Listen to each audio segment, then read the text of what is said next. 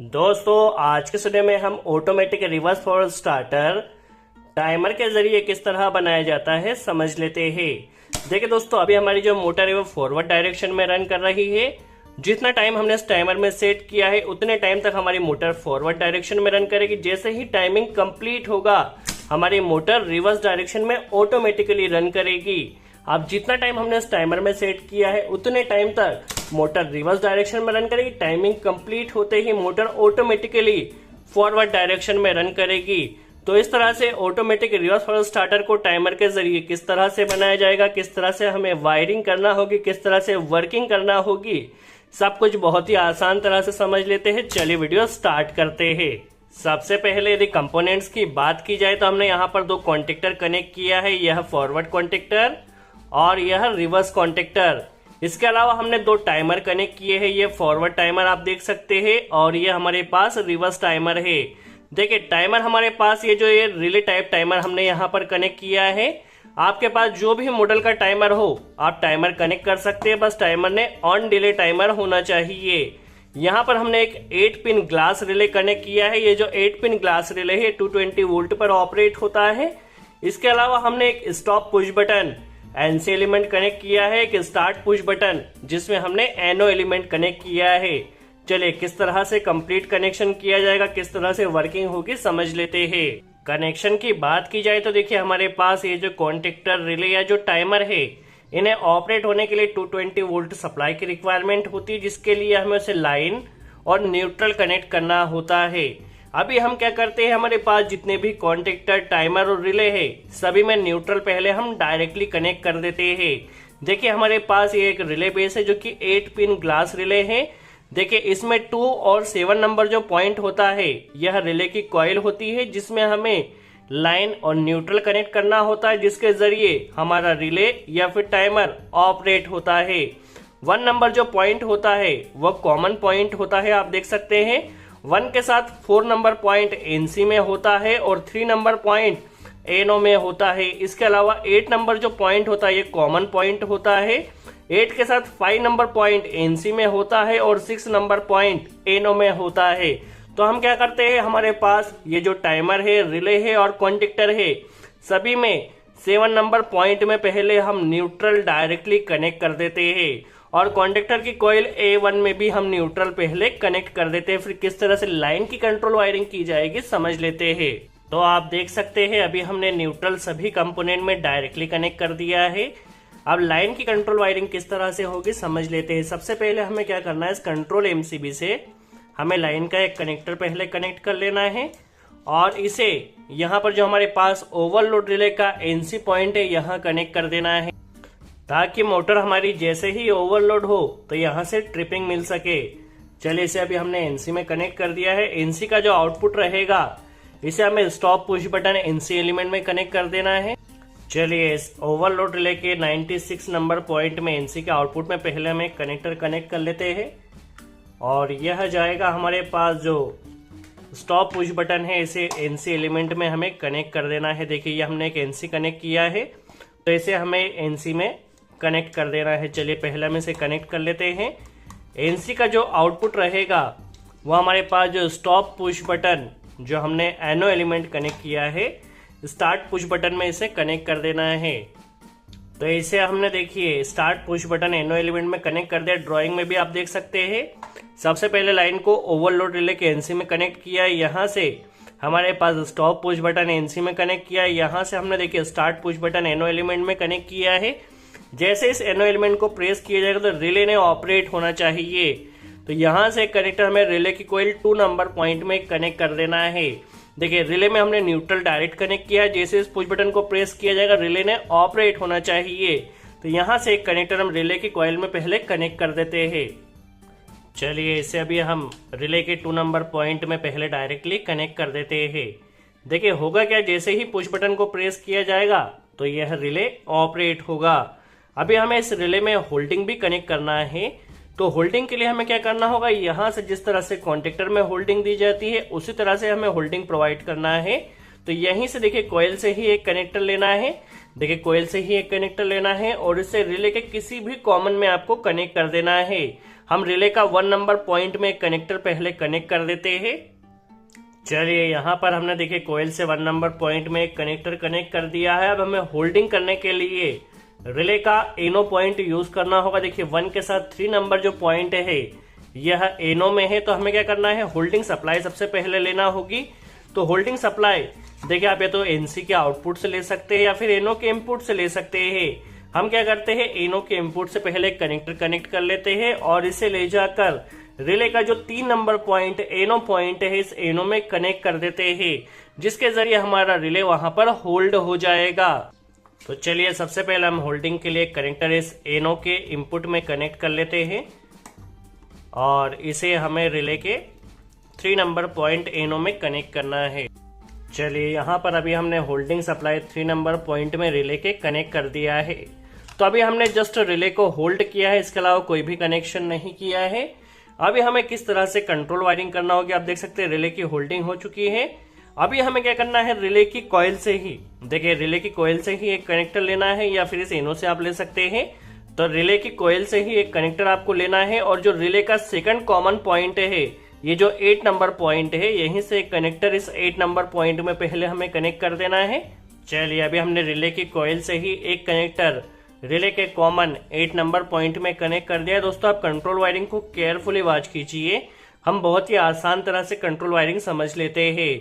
देखिए अब हमें क्या करना है, रिले का जो एनो पॉइंट है 8 के साथ 6 नंबर जो पॉइंट है यह एनो पॉइंट है, तो इस एनो पॉइंट का यूज करना है। और जो हमारे पास रिवर्स के लिए हमने टाइमर कनेक्ट किया है, इस रिवर्स टाइमर का एनसी पॉइंट यूज करना है। चलिए पहले हम इस कनेक्टर को यहाँ कनेक्ट कर लेते हैं और इसे जो टाइमर का हमारे पास जो एनसी पॉइंट है, देखिए 1 नंबर पॉइंट ये रहा इसका कॉमन पॉइंट, 1 के साथ 4 इसका क्या रहेगा, एनसी रहेगा। तो इस कॉमन और एनसी का यूज करना है। तो पहले यहाँ से एक कनेक्टर हम कनेक्ट कर लेते हैं।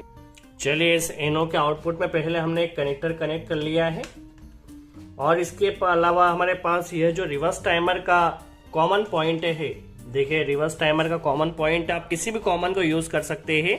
हम यहाँ पर 1 नंबर पॉइंट का यूज कर रहे हैं। देखिए अभी हमें क्या करना है, रिवर्स टाइमर का एनसी पॉइंट यूज करना है।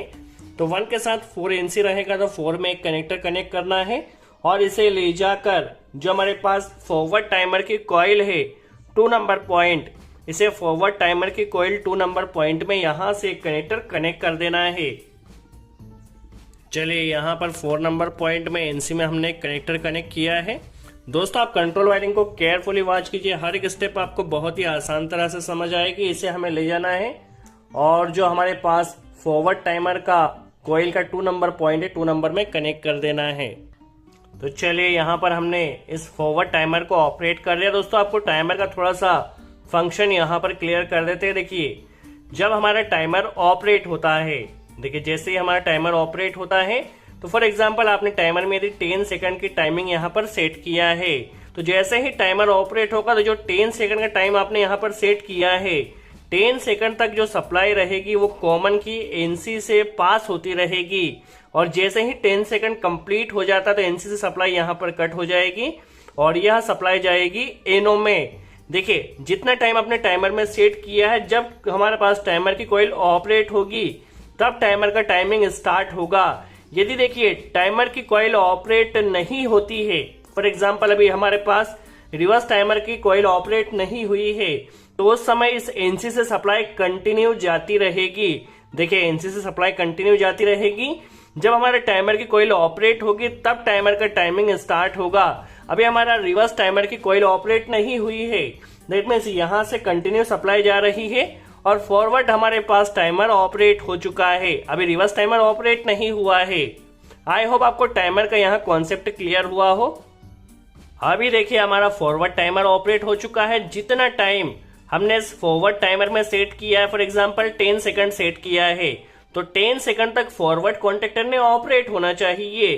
तो इसके लिए हम क्या करते हैं, अभी हमारी कॉइल ऑपरेट हो गई है, अभी हमें क्या करना होगा, इस टाइमर का कॉमन और एनसी पॉइंट का यूज करना होगा। तो यहीं से एक कनेक्टर हम क्या करते हैं, इसके कॉमन में 1 नंबर पॉइंट में पहले हम एक कनेक्ट कर लेते हैं।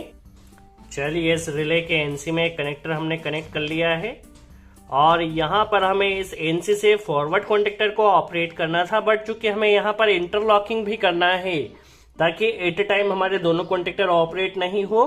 तो इंटरलॉकिंग करने के लिए हमारे पास ये जो रिवर्स कॉन्टेक्टर है, इस रिवर्स कॉन्टेक्टर का एनसी पॉइंट हमें यूज करना होगा। एक कनेक्टर इस एनसी में पहले हम कनेक्ट कर लेते हैं।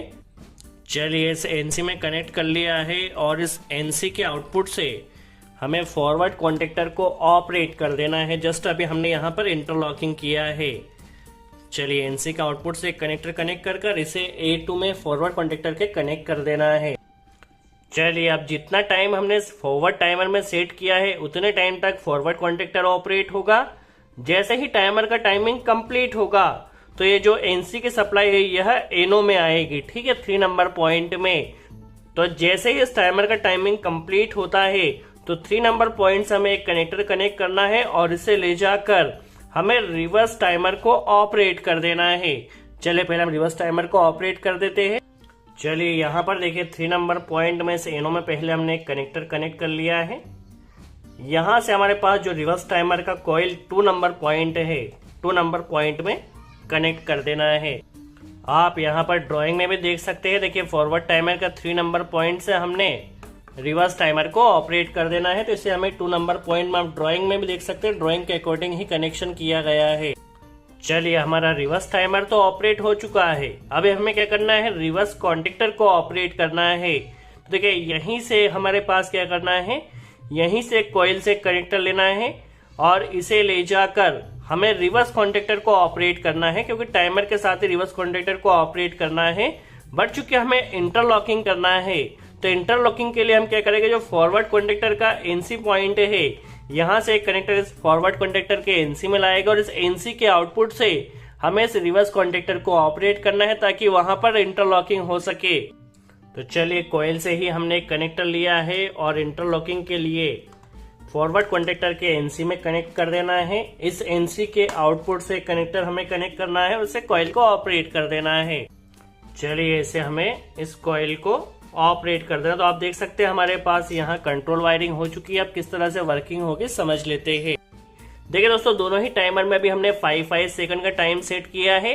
जैसे स्टार्ट पुश बटन को प्रेस किया जाएगा सबसे पहले हमारा फॉरवर्ड कॉन्टेक्टर ऑपरेट होगा और मोटर हमारी फॉरवर्ड डायरेक्शन में रन करेगी। देखिए मोटर फॉरवर्ड डायरेक्शन में रन कर रही है, फॉरवर्ड टाइमर ऑन हो चुका है। जैसे ही इसका टाइमर का टाइमिंग कंप्लीट होता है तो फॉरवर्ड कॉन्टेक्टर हमारा स्टॉप हो जाएगा और रिवर्स कॉन्टेक्टर यहाँ पर पिकअप होगा। देखिए रिवर्स टाइमर भी यहाँ पर ऑन हो चुका है। जितना टाइम हमने इस रिवर्स टाइमर में सेट किया है उतने टाइम तक हमारी मोटर रिवर्स डायरेक्शन में रन करेगी। जैसे ही टाइमिंग कंप्लीट होगा motor again automatically forward direction में रन करेगी। जितना टाइम इस टाइमर में सेट किए उतने टाइम तक हमारी मोटर फॉरवर्ड डायरेक्शन में रन करेगी। अगेन मोटर हमारी रिवर्स डायरेक्शन में रन करेगी। सो आई होप आपको यहाँ पर कॉन्सेप्ट क्लियर हुआ हो किस तरह से ऑटोमेटिक रिवर्स फॉरवर्ड स्टार्टर को टाइमर की सहायता से बनाया जाता है। दोस्तों यदि आपने इस वीडियो से कोई नई इन्फॉर्मेशन सीखी हो तो वीडियो को लाइक जरूर कर दीजिए। सो आज के लिए इतना ही। Thanks friend.